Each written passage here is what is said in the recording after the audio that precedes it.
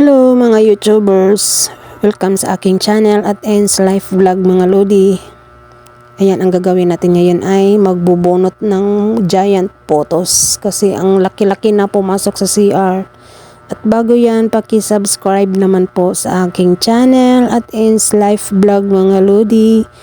At paki-hit na rin ng notification bell para lagi kayong updated kapag meron tayong mga bagong ina-upload na video mga lods.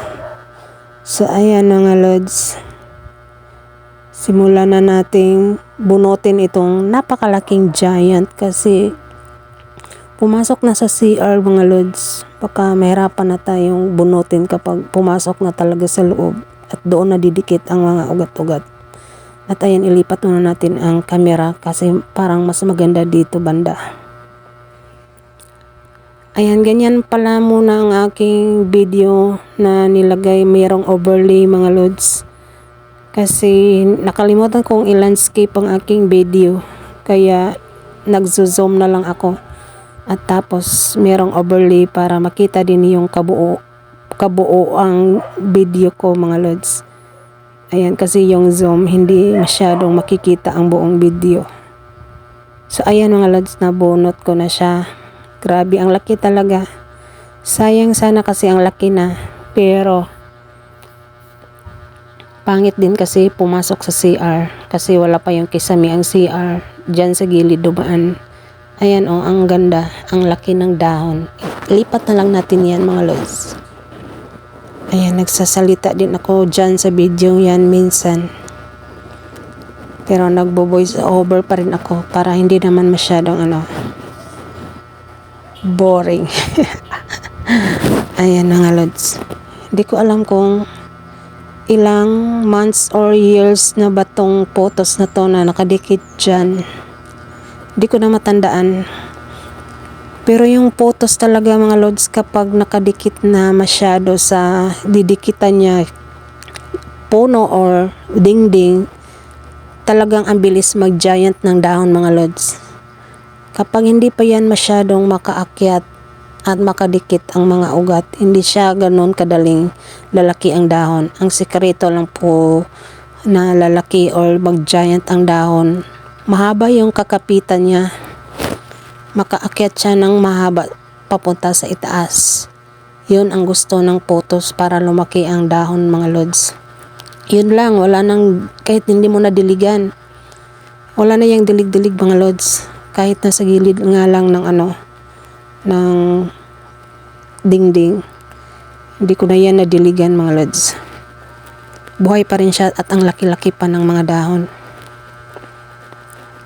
Ayan oh, ang laki ng yung pinaka-tip niya. Ayan, tapos ikat natin yan. Yun kasi yung pumasok sa bubong.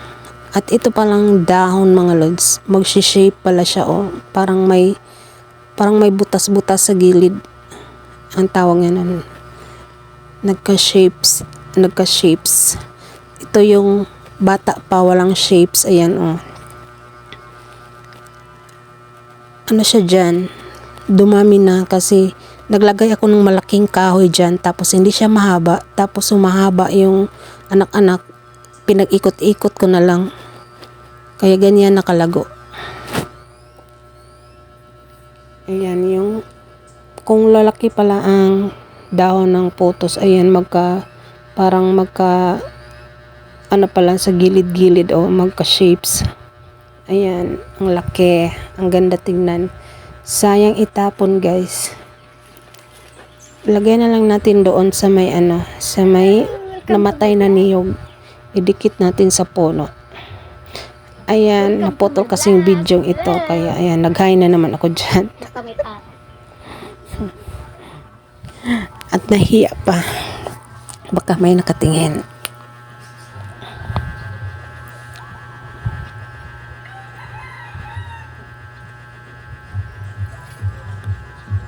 Tapos, ikat ko by 2 or divide by 2. Yung pinaka-itaas yan, pinagkakat ko na lang. Kasi putol na rin naman yan. Tapos i-divide natin by 2. Tapos idikit natin yung dalawa doon sa may patay na niyog. Sayang kasi itapon mga lods, diba? Ang laki-laki na. Ayan oh, ang ganda tignan. Ang giant. Ayan, pagkatapos niyan, nag-selfie muna ako dyan. Posing. Screenshot ko muna yan. Para pang-post, sorry. Ayan guys. Pang-post ko sa Facebook ko. Doon sa Rina Kapcar mga lods. Hanapin niyo ko sa Rina Kapcar. At meron din akong page sa aking mga halaman sa Ends Garden mga lodi. Ends Garden Collection and Vlog. Yun ang aking page ng Facebook.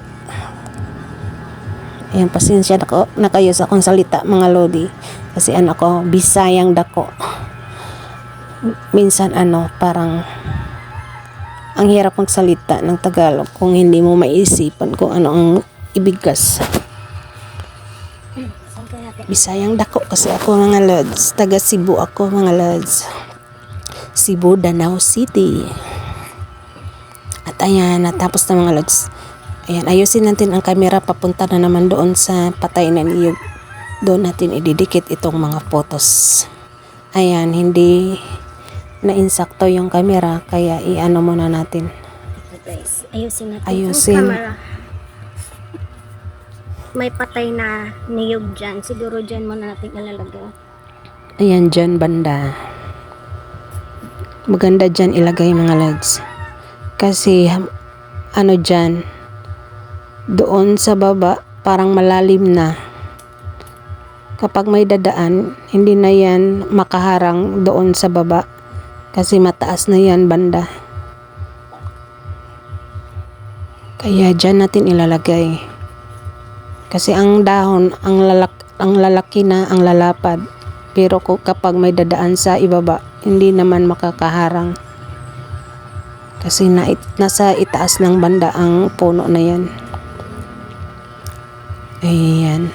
Ang ganda, ang laki. Ang laki-laki ng potas. Ayan, sana mabuhay siya dyan. Pero baka mabuhay kasi ngayon, tag-ulan. Lagi umuulan. Makaka-receive ng malamig na panahon, baka mabilis maka-recover. Ayan, tapos yan, magsasanga na yan. Kasi 'di ba, kinakat na natin ang mga pinakadulo. Tiyak na magsasanga na yan, magbabago ng dahon. At kapag magustuhan yan ang pagkadikit niya dyan, tiyak na lalaki pa rin ang dahon. Na lang natin, trim ng trim. Kasi para hindi umakyat doon sa pinakataas at lalaylay bababa ulit. Kaya trim ng trim na lang pagkadating doon sa pinakadulo. Tapos lalaki pa rin naman ang dahon yan basta nakakapit na ng mabuti ang mga ugat-ugat. So ayan, natapos na. Diligyan natin ng konti yung puno ng potos. Kasi may konting mga ugat-ugat pa yan. So yun lang mga lods. Don't forget to like, paki-comment na rin dyan mga lods. Kung pwede din pa-share sa ating video. Nalagay na guys. Paki-visit na lang po sa aking Rina Kapcar at Ends Garden Collection and Vlog. Ayan, maglilinis bye-bye mga lods. Yung ibang hindi dapat maulanan ilagay ko dyan. At pakinggan lang natin ito, nagsasalita din ako dito. Ayan ang dami. Tapos magluluto muna ako. Pagkatapos namin kumain. Ayan, ang dami kong linisin dito. Yan, meron pa ako mga kalat doon nilagay. Yung mga ginamit ko dati sa pag-garden. Yung mga paso na hindi pa nagamit. Ayan oh. Napaka golden niya. Hayaan ko lang muna siya kasi abot ko pa naman. Ayan na ano siya. Bumaba. Ayusin natin yan mamaya. Magluluto muna ako guys. Ayan, tingnan natin dito. Nilipat. Yan, oh, ang giant talaga guys. Oh. Sayang itapon guys. Kasi ang ganda na ng dahon, ang laki. Ayan. Inanom lang natin dyan para hindi matumba. Ang laki, diba? Ayan, hindi naman siya dyan, ano, nakaharang kasi nandun pababa. Ayan. Dyan muna siya. At may anak na siya dito. Ang isa pala. Ayan. Anak pala to. Oh. Ayan. May lumabas na palang anak. Napunit nga lang ang dahon. Ayan guys. So yan lang guys. Thanks for watching. Bye bye.